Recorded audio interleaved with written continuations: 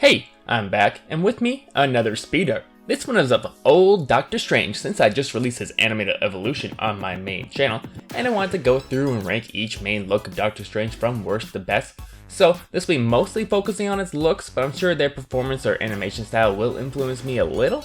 So with that out of the way, let's get started with the worst of the worst. And coming in last place is going to be both of his looks from the 1978 film. That's his red cloak look as well as the more blue and yellow look.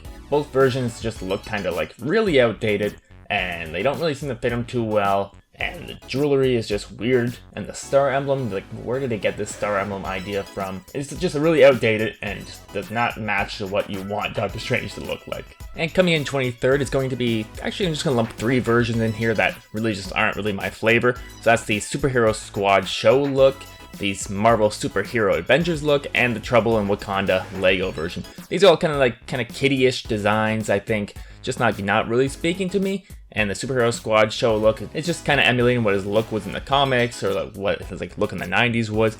And the Superhero Adventures version is kind of just emulating what his look in the 2016 film was. And Trouble in Wakanda is kind of doing the same thing. But they're all just kind of like more for kids, so they're just not really for me. And coming in number 22 is going to be his Avengers Assemble 2017 to 2018 redesigned look. Now this is kind of made to look more like the 2016 film. But I really don't like when shows like redesign something mid-production, like when the show's already airing. It makes it very jarring to watch. This like new animation style I found to be kind of way less expressive and way more simple, which is fine.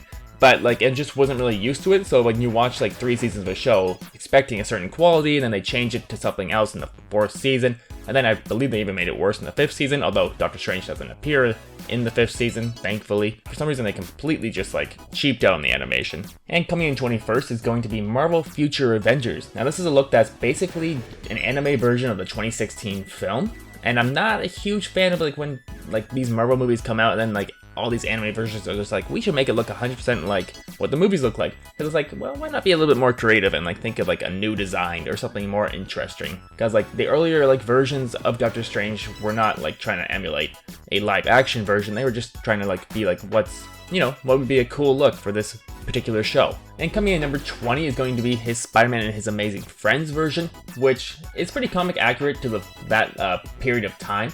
It has this touch of gray hair, has the eye of Agamotto as he uses the brooch. His cape is like very exaggerated. I kind of like the blue color scheme, and also you get his like comic chest symbol appearing, which I try to look into this comic chest symbol and I can't really find it, like what it actually means or if there's any like thing behind it why he wears that on some of his like clothing. Yeah, for the most part this design works okay. I don't really love like the animation style for the show, but as far as this like suit goes, it's just passable. And coming in 19th is going to be his Marvel Disc Wars version, which came out before the 2016 movie version, so you kind of get a bit of a weirder design here. You kind of get the artfully blended gloves that you do with like the Ultimate show, but also you get this like mane of like gray long hair, which is an interesting look for him. I don't love it, but at least it's something different, and the color is like extremely like pointy out to the sides and whatnot. So it's an interesting look, and I'm kind of glad they kind of like went with it. Marvel Disc Wars has like some of the strangest designs of all these Marvel characters. And at number 18 is going to be his look from the Incredible Hulk show from the 1990s. Now this is a very simplified design. It has like those short orange gloves and his first televised goatee, which is pretty cool. But for the most part, it's kind of just there. It doesn't really add too much to who he is or what his flavor is. It's just a little guest spot. And coming at number 17 is going to be his technically second live action version from Dr. Mordred. Now this is kind of like a simple blue look with a yellow lined cape. I think I mostly just like it because it's played by Jeffrey Combs, who played the Reanimator in the Reanimator trilogy, and he's doing a pretty good job in the role here. Like this isn't a great movie, but it's an interesting little piece of history if you want to check it out. And coming at number 16 is going to be his design from the 2017 Spider-Man cartoon show, which basically kind of looks like an animated version of the Benedict Cumberbatch version from the films, although he's a little bit more dad-like here, I guess. This is kind of just a little bit higher on the list here, or at least at the midway point of the list here, because he becomes Venomized, and that's pretty cool. And he's a really cool looking Venomized character, and he kind of becomes like this like biggest foil in 1 or 2 of the episodes, because, you know, Venom with like Doctor Strange powers, that's an unstoppable monster. And coming in number 15 is going to be his look from the Spider-Man the Animated Series from the 1990s. This has his purple shirt, his yellow gloves, and he's still wearing tight black pants here as he was in his earlier versions. It's very beefy, which is interesting. Like, Doctor Strange doesn't need to be a beefy character really. But despite that, I still like this design quite a bit, and the first on-screen appearance of his third eye is pretty interesting to note here as well. And coming in just above that is going to be the X-Men the Animated Series look. This is a non-speaking cameo, although it looks pretty similar to the last one, although the cape is pointed up and has these extra like yellow like design patterns on the side of it, which I think is a very interesting look. Even though he doesn't really do too much in these episodes, it's still a cool look and a nice little cameo appearance.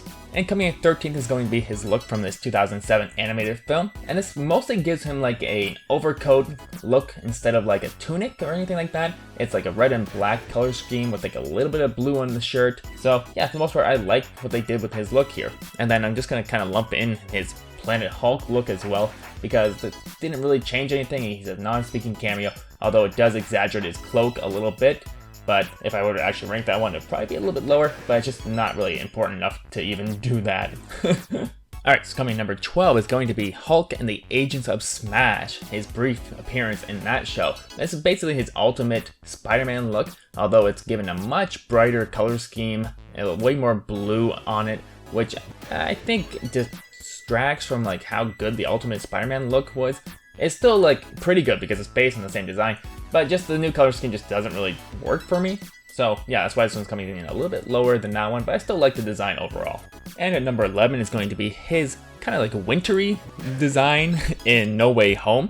It's just him wearing like comfy loungewear basically. I think it's kind of a fun little design. Definitely was kind of like interesting to see it in the trailer because I had no idea why he was wearing that at all, and you don't really see him wearing his cape or anything like that with his other like outfits. So yeah, this is kind of like an interesting look for him for sure. And coming into the top 10 is going to be his Supreme Strange look from the Multiverse of Madness. Now, this is an all blue and silver look, which you don't really get an amazing look at in the film. He's only in like one little brief flashback scene, and you do see a statue of him wearing his cape. But for the most part, you don't really see it too much, and I think that's probably why it's a little bit lower on my list as far as the live action versions go.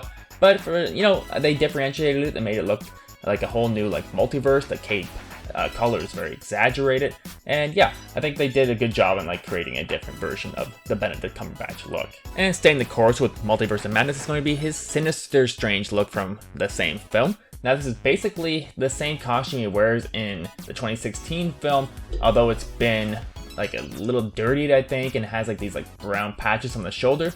But for the most part, it's kind of just the same look. And I do like how like his goatee is like gone grown out, and his hair is a little bit longer, and his face is a little bit more gaunt, and he's a little bit more like pale looking. But for the most part, it's pretty much the same as like his 2016 film. So I can't really put it too much higher. But it is an interesting look, and I do like that he is able to fight a different version of himself in this film. And coming in at number 8 is going to be his Ultimate Spider-Man / Avengers Assemble look. This is his original design before they redesigned it later on. And for the most part, I like this. It has more of a bit of like a black and red color scheme, and the long hair is a different look for him for sure. And this is like before the 2016 film came out, so they were able to like mess around with things a bit more.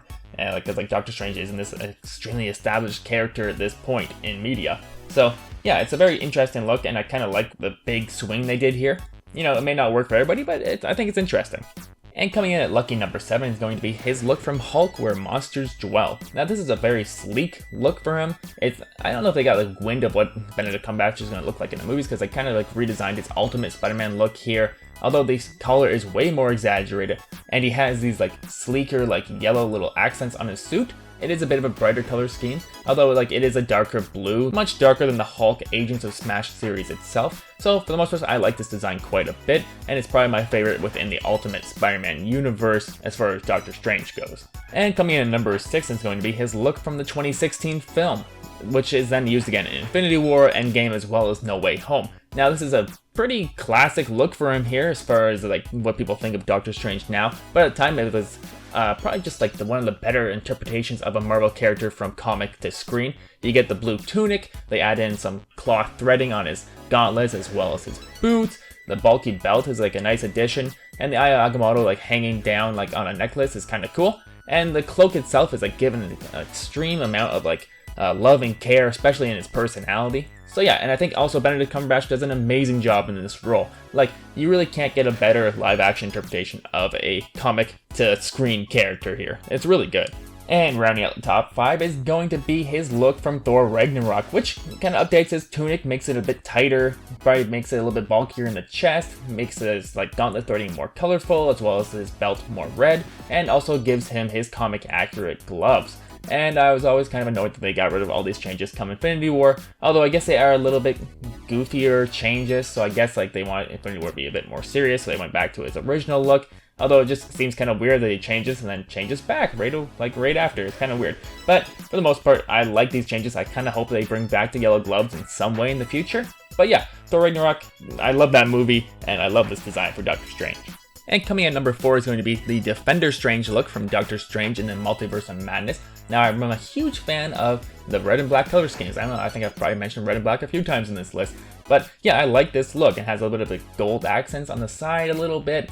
And also you get the ponytail, and the ponytail does look a little strange on Benedict Cumberbatch. But for the most part, I love this suit. It's a very interesting, sleek design. The tunic is still incorporated in there. And yeah, you just get a very different interpretation of him through the multiverse here. So yeah, I really like this look. And before I get to my top 3, you guys let me know what your favorite 3 designs for Doctor Strange are below. I'd love to take a look. And that said, coming in top 3 for myself is going to be his What If design, the evil Strange look, his purple suited look, as you will.